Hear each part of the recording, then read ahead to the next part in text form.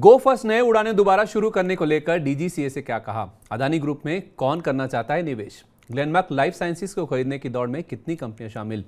मुनाफे में गिरावट के बावजूद क्यों उछला सुदर्शन केमिकल का शेयर? इन सब के अलावा और भी बहुत सारी खबरें हैं जिन पर आज के एपिसोड में फोकस रहेगा।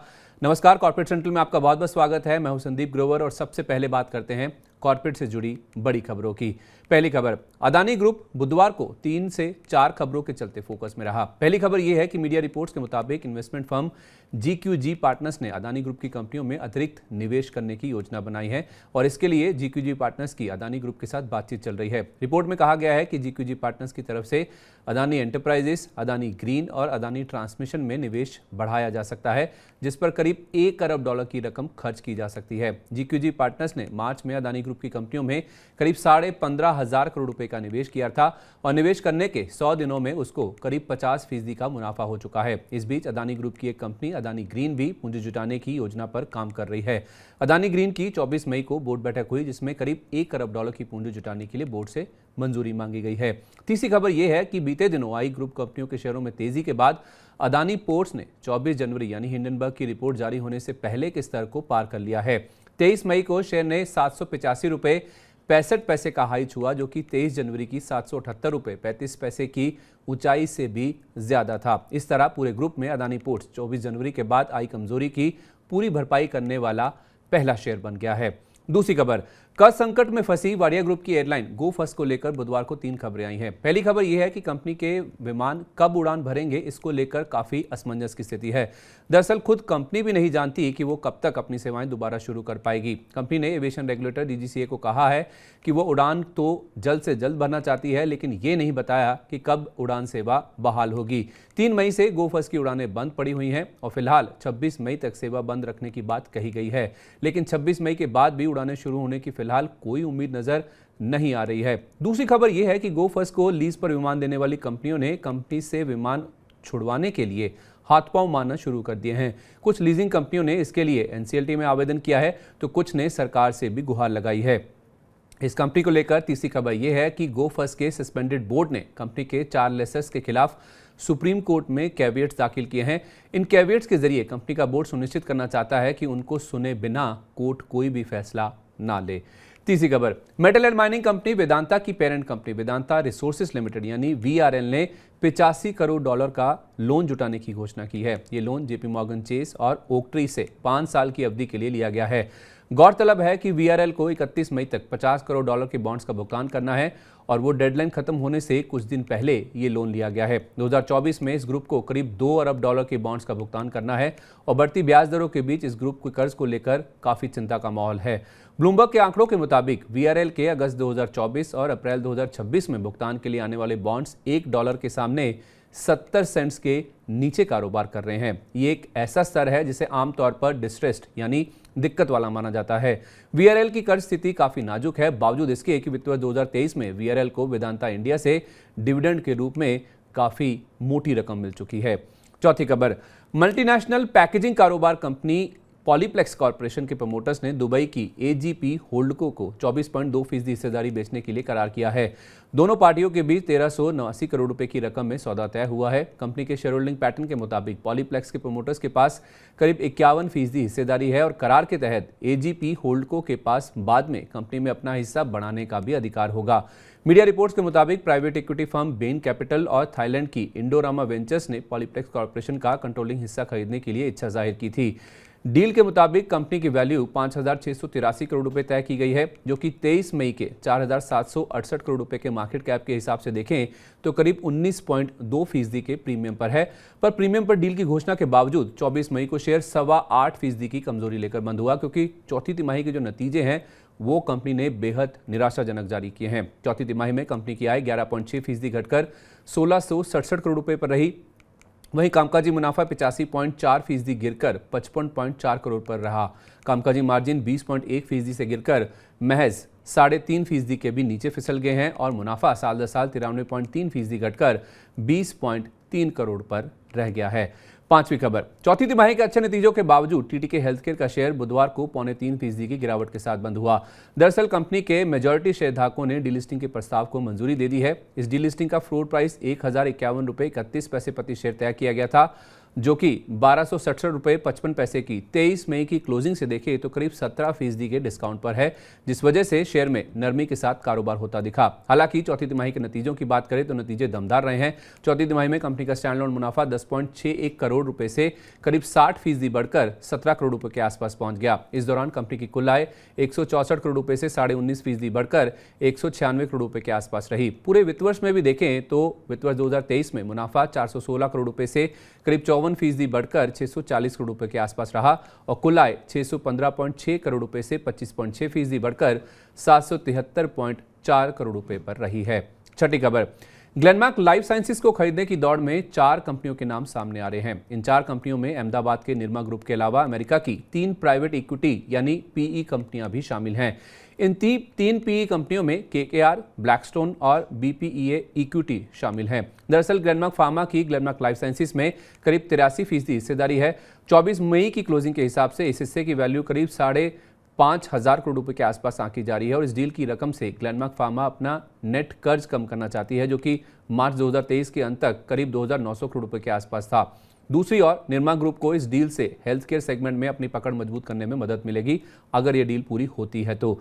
जुलाई 2016 में करीब 9,400 करोड़ रुपए में निर्मा ग्रुप ने लफार्ज इंडिया के एसेट खरीदकर सीमेंट सेक्टर में एंट्री ली थी। इसके बाद फरवरी 2020 में निर्मा ग्रुप ने 5,500 करोड़ रुपए में इमामी सीमेंट के एसेट्स को खरीदा था और हाल की बात करें तो अप्रैल 2023 में निर्मा ग्रुप ने आई ड्रॉप और कॉन्टैक्ट लेंस बनाने वाली कंपनी स्टेरिकॉन फार्मा को करीब 350 करोड़ रुपए की रकम में खरीदा था। सातवीं खबर, लो कॉस्ट एयरलाइन स्पाइसजेट का शेयर बुधवार को 2 खबरों के चलते फोकस में रहा। पहली ये कि कंपनी ने 16 मई 2023 से अपने पायलट्स की सैलरी बढ़ाकर 7.5 लाख रुपए प्रति महीना कर दी है। इससे पहले नवंबर 2022 में कंपनी ने सैलरी में संशोधन किया था, जब 80 घंटे की उड़ान भरने वाले पायलट्स की सैलरी बढ़ाकर 7 लाख रुपए प्रति महीना कर दी गई थी। इस बार की बढ़ोतरी कंपनी की 18वीं सालगिरह की जश्न के चलते बढ़ाई गई है। कंपनी ने 23 मई 2005 को दिल्ली से अहमदाबाद के बीच पहली उड़ान भरी थी। दूसरी खबर यह है कि कंपनी ने 15 जून तक अपने 4 बंद पड़े विमानों को दोबारा शुरू करने का लक्ष्य तय किया है। इन 4 विमानों में 2 बोइंग 737 और 2 Q400 शामिल हैं। दरअसल कंपनी के आने वाले पीक ट्रैवल सीजन का फायदा उठाने के लिए 25 बंद खड़े विमानों को दोबारा शुरू करने की योजना है। 24 जून को शेयर करीब 8.25% की मजबूती लेकर बंद हुआ था। 8वीं खबर, पेट्रोलियम मंत्रालय Mangalore refinery and petrochemicals limited यानी MRPL के हिंदुस्तान पेट्रोलियम कॉर्पोरेशन लिमिटेड यानी HPCL के साथ मर्जर के प्रस्ताव को तैयार कर रहा है। ये दोनों कंपनियां शेयर बाजार में लिस्टेड हैं और oil and natural gas corporation limited यानी ONGC की सब्सिडरी कंपनियां हैं। ONGC ने 5 साल पहले जब HPCL का अधिग्रहण किया था तभी MRPL और HPCL के विलय का प्रस्ताव सामने रखा गया था, लेकिन अब तक इस बात पर आगे कोई भी हरकत नहीं हो पाई है। पर अब पेट्रोलियम मंत्रालय की ओर से इस मर्जर प्रस्ताव पर जोर दिया जा रहा है और माना जा रहा है कि MRPL के HPCL के साथ इस मर्जर की प्रक्रिया को शेयर स्वैप यानी एक कंपनी के शेयरों के बदले दूसरी कंपनी के शेयर देकर पूरा किया जा सकता है। तो ये था कॉर्पोरेट से जुड़ा आज का पूरा अपडेट। अब बात करते हैं मार्केट्स की और कुछ ऐसे शेयरों पर नजर डालते हैं जिनमें दमदार एक्शन देखने को मिला और उसके पीछे की वजह को भी समझ लेते हैं। पहली खबर, मंगलवार को जारी हुए चौथी तिमाही के नतीजों के बाद अशोक लेलैंड के शेयर में बुधवार 24 मई को 2% से ज्यादा की गिरावट देखने को मिली और शेयर में करीब 0.25% की गिरावट के साथ ही क्लोजिंग देखने को मिली। बावजूद इसके कि कंपनी की आय को छोड़कर नतीजे बाकी सभी पैमानों पर बाजार अनुमान से बेहतर रहे हैं। चौथी तिमाही में कंपनी की आय 8,744 करोड़ रुपए से 33% बढ़कर 11,626 करोड़ रुपए पर रही। कामकाजी मुनाफा 776 करोड़ रुपए से 64% बढ़कर 1,276 करोड़ रुपए पर रहा है। कामकाजी मार्जिन 8.9% से बढ़कर 11% पर रहे हैं, जबकि अनुमान 10.25% के आसपास का था। साथ ही मुनाफा 901 करोड़ रुपए से 17% घटकर 751 करोड़ रुपए पर रहा है। हालांकि पिछले साल की इसी तिमाही में कंपनी को करीब 470 करोड़ रुपए का एकमुश्त मुनाफा हुआ था और इस बार की तिमाही में भी 56 करोड़ रुपए का एक गेन शामिल है। यानी कि एडजस्टेड आधार पर देखें तो मुनाफे में साल दर साल करीब 61% की वृद्धि हुई है। पूरे साल की बात करें तो वित्त वर्ष 2023 में कंपनी का मुनाफा 2 गुना से ज्यादा बढ़कर 1,380 करोड़ रुपए रहा और आय 67% बढ़कर 35,977 करोड़ रुपए पर रही है। नतीजों के बाद JP मॉर्गन ने शेयर पर ओवरवेट की रेटिंग को बरकरार रखा है और लक्ष्य 175 रुपए तय किया। इसके अलावा नोमुरा ने भी खरीदारी की राय को बरकरार रखा है और लक्ष्य 184 रुपए तय किया है। दोनों ब्रोकिंग हाउसेस का मानना है कि चौथी तिमाही में कंपनी के कामकाजी मार्जिन अनुमान से बेहतर रहे हैं। दूसरी खबर, कंज्यूमर ड्यूरेबल बनाने वाली कंपनी डिक्सन टेक के शेयर में बुधवार 24 मई को 9% से ज्यादा का उछाल देखने को मिला। दिन के दौरान शेयर ने ₹3583 का हाई भी छुआ और करीब 7% की बढ़त लेकर बंद हुआ। और इसके पीछे वजह है चौथी तिमाही के दमदार नतीजे। चौथी तिमाही में कंपनी का मुनाफा 63 करोड़ रुपए से 29% बढ़कर 81 करोड़ रुपए पर पहुंच गया, जबकि अनुमान 71 करोड़ रुपए के आसपास का था। कामकाजी मुनाफा 118 करोड़ रुपए से 31% बढ़कर 155 करोड़ रुपए पर रहा।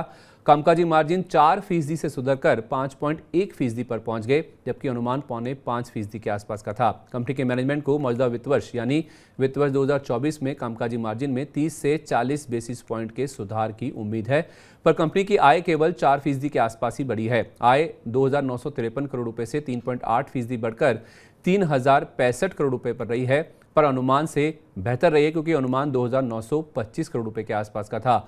नतीजों के बाद गोल्डमैन सैक्स ने शेयर पर न्यूट्रल रेटिंग बरकरार रखी है और लक्ष्य 3,060 रुपए से बढ़ाकर 3,370 रुपए कर दिया है। इसी तरह मॉर्गन स्टैनली ने अंडरवेट रेटिंग दी है, पर लक्ष्य 2,388 रुपए से बढ़ाकर 2,727 रुपए तय किया है। हालांकि नतीजे अच्छे हैं और कंपनी को मेक इन इंडिया पर सरकार का जो जोर है उससे फायदा मिलेगा, पर यह ग्रोथ शेयर की कीमत में पहले से ही डिस्काउंटेड है, जिस वजह से गोल्डमैन सैक्स ने न्यूट्रल रेटिंग को बरकरार रखा है। तीसरी खबर, चौथी तिमाही के नतीजों में मुनाफा साल दर साल 23.3% गिरने के बावजूद सुदर्शन केमिकल के शेयर में 14% से ज्यादा का बड़ा उछाल देखने को मिला और क्लोजिंग भी करीब 11% के आसपास की बढ़त के साथ देखने को मिली। मुनाफे में गिरावट के बावजूद शेयर में दमदार तेजी के पीछे वजह है तिमाही दर तिमाही नतीजों में बड़ा सुधार। Q4 में कंपनी का स्टैंडअलोन मुनाफा 1.4 करोड़ रुपए से तिमाही दर तिमाही 16.7 गुना बढ़कर करीब 23 करोड़ रुपए के आसपास रहा है। कामकाजी मुनाफा 39.1 करोड़ रुपए से 76% बढ़कर 69 करोड़ रुपए पर रहा। कामकाजी मार्जिन 8.4% से सुधरकर 12.7% पर रहे हैं और कंपनी की कुल बिक्री 465.3 करोड़ रुपए से 16.4% बढ़कर 541.5 करोड़ रुपए पर रही है। चौथी खबर, ऑटो कंपोनेंट बनाने वाली कंपनी NRB बेयरिंग्स के शेयर में बुधवार को 10% तक का दमदार उछाल देखने को मिला और शेयर की क्लोजिंग भी देखें तो करीब 5% की बढ़त के साथ ही देखने को मिली। दरअसल NRB बेयरिंग्स ने ओबरॉय रियल्टी के साथ एक करार किया है। इस करार के तहत NRB बेयरिंग्स से ओबरॉय रियल्टी कंपनी की 6.4 एकड़ की जमीन खरीदने जा रही है, जो कि थाने के पोखरन रोड 2 इलाके में स्थित है। दोनों कंपनियों के बीच ये सौदा अगले 120 दिन में पूरा होने की उम्मीद है।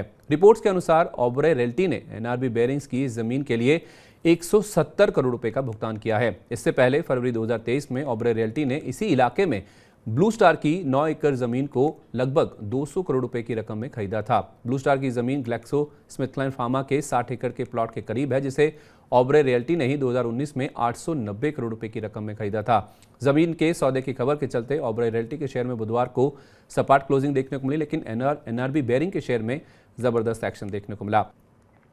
इसी के साथ कॉर्पोरेट सेंट्रल में आज के लिए बस इतना ही। वक्त है आपसे विदा लेने का, लेकिन चलते चलते आपको बताते हैं कि गुरुवार के बाजार पर कौन से ऐसे अहम इवेंट्स हैं और ट्रिगर्स हैं जो कि खास तौर पर असर डाल सकते हैं। 24 मई के ग्लोबल ट्रिगर्स की बात करें तो फेड की जो हालिया बैठक थी उसके जो मिनट्स हैं, उसका जो ब्यौरा है वो जारी होगा। उस पर क्या निकल के सामने आता है, इस पर बाजार की नजर रहेगी। यूके के अप्रैल महीने के PPI और CPI महंगाई के आंकड़े जारी हुए हैं, उसका भी कहीं ना कहीं इंपैक्ट समझना काफी इंपॉर्टेंट होगा। इसके अलावा ECB के 25 साल पूरे हो चुके हैं और इस उपलक्ष्य में ECB की जो प्रेसिडेंट हैं क्रिस्टीन लगार्ड, उनका संबोधन है, उसमें क्या खास बोला जाता है, इस पर बाजार की नजर रहेगी। 25 मई की बात करें यानी गुरुवार को कोई बड़ी निफ्टी की कंपनी का नतीजा तो नहीं है, लेकिन हाँ F&O साइड से 5 कंपनियां जिसमें पेज इंडस्ट्रीज, जी एंटरटेनमेंट, इनके नतीजे जारी होंगे। साथ ही साथ इंडियन एनर्जी एक्सचेंज यानी IEX, वोडाफोन आइडिया और सेल, इनके भी नतीजों पर बाजार खासतौर पर फोकस करेगा। बालमन लॉरी ये स्टॉक भी फोकस में रहेगा क्योंकि इसके नतीजे जारी होंगे और नतीजों में जो बोर्ड बैठक होने वाली है उसके साथ साथ बोनस शेयर और बायबैक, इसके ऊपर भी बालमन लॉरी का बोर्ड विचार करेगा। क्या फैसला आता है उस पर बालमन लॉरी का स्टॉक रिएक्ट करता हुआ दिखेगा। इसके अलावा मई मायदा की जो मंथली एक्सपायरी है वो भी 25 मई को होनी, क्योंकि महीने का आखिरी गुरुवार है, तो उस लिहाज से ये दिन बहुत इंपॉर्टेंट है वायदा बाजार के लिए और बाजार की दिशा के हिसाब से भी। वर्लपूल पे भी नजर रखिए क्योंकि बाजार की वायदा बाजार की एक्सपायरी है, लेकिन वर्लपूल का वायदा कारोबार में आखिरी दिन है, यानी कि F&O सेगमेंट में वर्लपूल के लिए आखिरी दिन है, तो वर्लपूल का शेयर कैसे रिएक्ट करता है वो भी देखना काफी इंपॉर्टेंट होगा। स्पाइसजेट के शेयर में 24 मई को काफी अच्छा उछाल देखने को मिला खबरों के चलते, लेकिन इंसॉल्वेंसी मामले पर 25 मई को NCLT में सुनवाई होने वाली है। क्या कुछ फैसला आता है, स्टॉक कैसे रिएक्ट करता है, देखना बहुत इंपॉर्टेंट होगा। और टीम लीज सर्विसेज, इसका जो बायबैक है उसका आखिरी दिन है गुरुवार को। इसका प्राइस 3050 रुपये प्रति शेयर तय किया गया था, तो आखिरी दिन कैसा रुझान देखने को मिलता है वो भी इंपॉर्टेंट होगा। ट्रेंड के शेयर पर भी नजर रखनी होगी क्योंकि ₹2.20 का इन्होंने डिविडेंड की घोषणा की थी, उसकी एक्स डेट है तो उसका शेयर में एडजस्टमेंट देखने को मिलेगा। और ग्लोबल ट्रिगर्स की जहां तक बात है तो यूएस के Q1 यानी कि पहली तिमाही के जीडीपी के आंकड़े जारी होंगे, इस पर दुनिया भर के बाजारों की नजर रहेगी। तो इसी के साथ वक्त हो गया है कॉर्पोरेट सेंट्रल को यहीं समेटने का। उम्मीद है आपको कॉर्पोरेट सेंट्रल का आज का एपिसोड पसंद आया होगा और इससे आपको कॉर्पोरेट जगत के अलावा बाजार का भी दिन भर का हाल पता चल गया होगा। तो कल आपसे फिर से मुलाकात होगी इसी समय नई खबरों के साथ, नए अपडेट के साथ। लेकिन आप कहीं मत जाइए, देखते रहिए मनी 9। नमस्कार, शुभ रात्रि।